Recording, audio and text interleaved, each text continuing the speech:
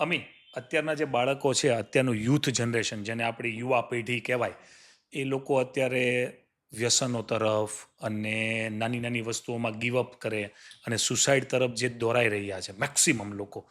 તો એનું શું કારણ છે? એનું કારણ એકમાત્ર એ જ છે કે જેને એને જેવો સપોર્ટ જોઈએ છે ને એવો નથી મળતો. એને બેક સપોર્ટ જેવો જોઈએ એવો નથી મળતો અને બીજું તો એ કે એનામાં કંઈક ખામી છે. તો ખામી અત્યારે હું ઓબ્ઝર્વ કરું છું કે એનામાં ધીરજ જ નથી. એને બધું રીલ ફોર્મેટમાં જોઈએ છે. બધું ઇન્સ્ટન્ટ જોઈએ છે. કે મારી પાસે આ નથી, મને આ નહીં મળે તો હું આવું કરી લઈશ. મા-બાપને આ રીતે લોકો અત્યારે બ્લેકમેલ કરે છે. કે મને આ લઈ આપો નહીંતર હું આમ કરીશ, આ લઈ આપો નહીંતર આમ કરીશ. અત્યારના મોસ્ટ ઓફ છોકરાઓ છોકરીઓ આ કરતા હોય. તો એનામાં ધીરજ નથી. કેવી ધીરજ નથી? એને એની પરિસ્થિતિ ક્યારેય દેખાતી નથી. એની ઉપર મા-બાપ એવું ઈચ્છે છે કે હું જે ભોગવીને આવ્યો છું, મારું બાળક ન ભોગવે. આ મા-બાપની ખામી કહેવાય કે આવું વિચારે છે, પણ બાળકને થોડું ઘણું ભોગવવા દેવું જોઈએ. જેવી રીતે તમે પરિસ્થિતિમાંથી નીકળ્યા છો ને અત્યારે જેવી સમજણો તમારામાં છે, એવી સમજણો એનામાં તમે ઈચ્છતા હો કે આવે, તો એને ભોગવવા દેવું પડે. બાળક પડશે તો એને ખબર પડશે કે કેવી રીતે ઊભું થાવાનું છે. એને તમે જ ઊભો કરશો તો એને ક્યારેય નહીં ખબર પડે કે કેવી રીતે ઊભું થાવાનું છે. બરોબર? તો આ રીતે સ્ટેપ બાય સ્ટેપ પડશે, ઊભો થાશે તો એ શીખશે કે કઈ રીતે ઊભું થાવાનું છે. એ ક્યાંકથી હર્ટ થાશે તો એને ખબર પડશે કે આ પગલે મારે હવે ચાલવું કે ન ચાલવું, આ રસ્તે મારે જવું કે ન જવું, કે પછી આનાથી મને દુઃખ મળે છે તો ફરીવાર આ રસ્તે ચાલવું કે નહીં. તો આ જે ધીરજ છે, આ જે સમજણ છે એનામાં મા-બાપ તરફથી વિકસાવાતી નથી. યસ. જો બાળક પડે તો એને પડવા જ દેવું, એ એની જાતે ઊભું થાય એવું એને સક્ષમ બનાવવું હોય, એવા પ્રયત્નો એ જાતે કરે એવું ઈચ્છતા હો તમે, તો એને પડવા દેવું જોઈએ. એની જાતે એને શીખવા દેવું જોઈએ. એને નવા સાહસો તરફ દોરવવું જોઈએ. અત્યારે તમે ઇન્સ્ટન્ટ એને જે જોઈએ છે આપશો, તો એ ગેરમાર્ગે જ જશે. એને જોઈએ એટલી રકમ તમે આપશો તો એ ખરાબ કામોમાં વાપરશે, વ્યસન લાઈક, બરોબર? તો આવું બધું આપણે મા-બાપે ક્યારેક ધ્યાન દોરવું જોઈએ એટલે બાળક આવા રસ્તાએ ન જાય વ્યસન તરફ. પણ બીજું વાત રહી કે આપઘાત, તો એમાં પણ આ ધીરજ નથી હોતી ક્યારેક બાળકોમાં ને આપઘાત એટલે બહુ બહુ નહિવત જેવી બાબતમાં અત્યારે આપઘાત થઈ રહ્યા છે, બરોબર છે. તો આમાંય ક્યાંક ને ક્યાંક મા-બાપનો ફાળો છે, ક્યાંક ને ક્યાંક સંસ્કારનો ફાળો છે. બાળક વિચારતું નથી. જો એ વિચારશે તો એ આપઘાત ક્યારેય નહીં કરે. એનામાં ક્યારેક વાંચનની ખોટપ હોય, વાંચનની ઉણપ વર્તાતી હોય, તો એ આપઘાત તરફ થાય. તો બાળક આપઘાત તરફ ન જાય એના માટે મા-બાપે શું કરવું જોઈએ? એને વચાવો. જેટલા બની શકે એટલા પુસ્તકો વચાવો. ઓકે, વાંચન એની જરૂરી છે. યસ, એની માંગ જલ્દી પૂરી ન કરો. બેસીને એને સમજાવો. એને સમજાવવાની રીતે સમજાવો.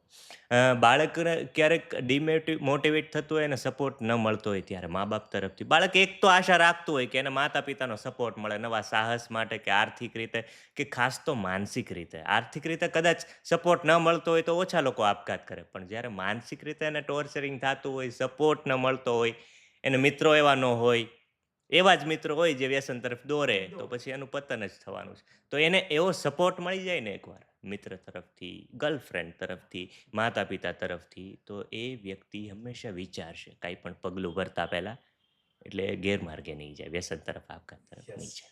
અમે આજના જનરેશનની અંદર જે તમે હમણાં વાત કરી લેટેસ્ટ લાસ્ટ લાઈન છે લગભગ તમારી ગર્લફ્રેન્ડ એટલે તમારી ભાષામાં પ્રેમ. પ્રેમની સાચી ઉંમર શું? પ્રેમની મારી દ્રષ્ટિએ કોઈ ઉંમર નથી હોતી. તમારામાં જ્યારે મેચ્યોરિટી આવે, જ્યારે તમે પરિપક્વ બનો, જ્યારે તમારામાં સમજણોની સંખ્યા વધી જાય, ત્યારે તમારામાં પ્રેમ જન્મતો હોય. તમને ખબર પડે ને કે આજે મારી સ્કિન છે, એની ઉપર હું બ્લેડથી જે કાપા મારું છું, નહીવત બાબતમાં મને છોડીને જતી રહી.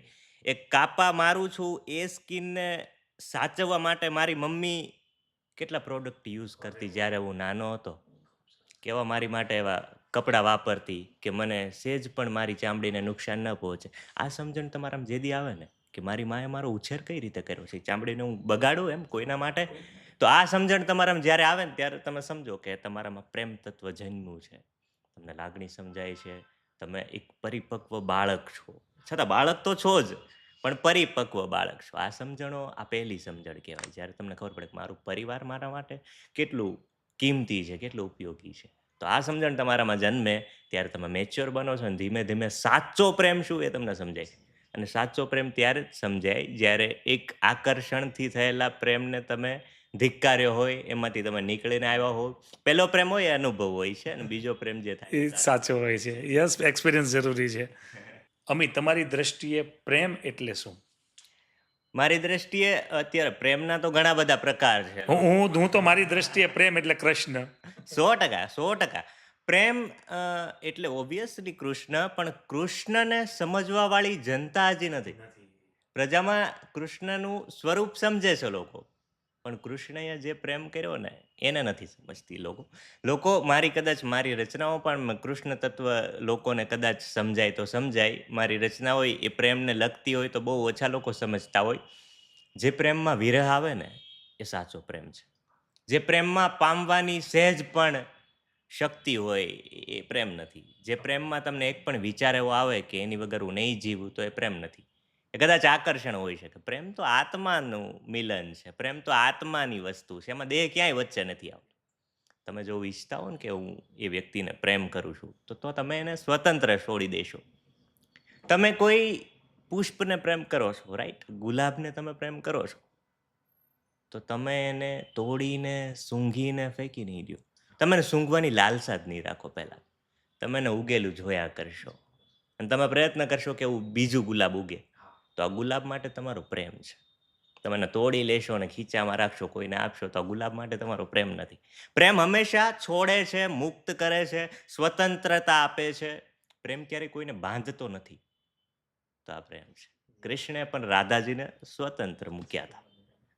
તો આ મુખ્ય સ્વરૂપ છે પ્રેમનું મારી દૃષ્ટિએ. તમને જ્યારે સમજાય ને કે નહીં, એ વ્યક્તિને તો મારે મુક્ત કરવું જોઈએ. એની ઈચ્છાઓ શું છે? તો કે એની ઈચ્છા બીજે છે, એની ઈચ્છા કંઈક કરિયર બનાવવામાં છે. તો આપણી પ્રાયોરિટી એવી હોય કે હું એને પ્રેમ કરું છું, તો એને સ્વતંત્ર મૂકું. જી, આ પ્રેમ. અમિત, તમારી દ્રષ્ટિએ આજે પ્રેમની જ વાત ચાલે છે એટલે હજુ આપણે પ્રેમ ઉપર જ જઈએ. તમારી દ્રષ્ટિએ સાચું શું છે, લવ મેરેજ કે અરેન્જ મેરેજ? તો તમે શબ્દ સમજો. પ્રેમ લગ્ન અને અરેન્જ મેરેજ, એટલે અરેન્જનો અર્થ કદાચ ગોઠવાયેલું થાય. તો ગોઠવાયેલું તો હંમેશા વિખાવાનું જ છે.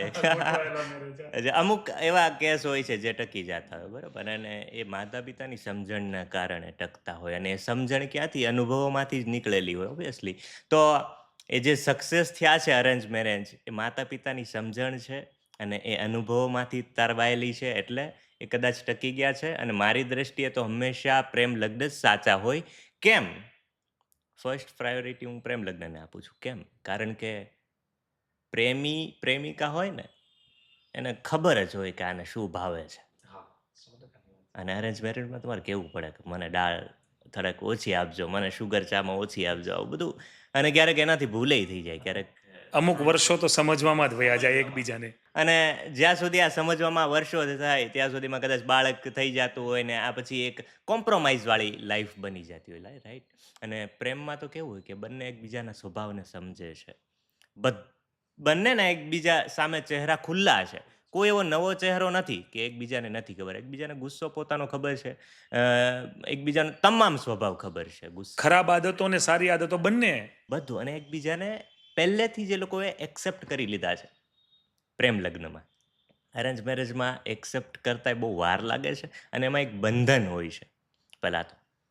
તો આ જે બંધન છે, જે બાળકોનું બંધન હોય કદાચ, કાં તો પછી જવાબદારીનું હોય, કાં તો પછી મા બાપની આબરૂનો સવાલ હોય, તો આ બધા બંધનો એ લોકોને બાંધી રાખતા હોય છે. તો એ ક્યારેય સુખી લાઈફ નથી હોતી. તમે લગ્નમાં જાઓ ને તો જે બે તમને એમ લાગશે કે આ બે બહુ સુખી છે, પણ કદાચ એ સુખી નથી હોતા. એના બેડરૂમમાં તમે જઈને જોજો કે એ બે રડતા હશે, કાં તો પછી એને આત્માઓ નોખી છે. કદાચ એક સાથે છે.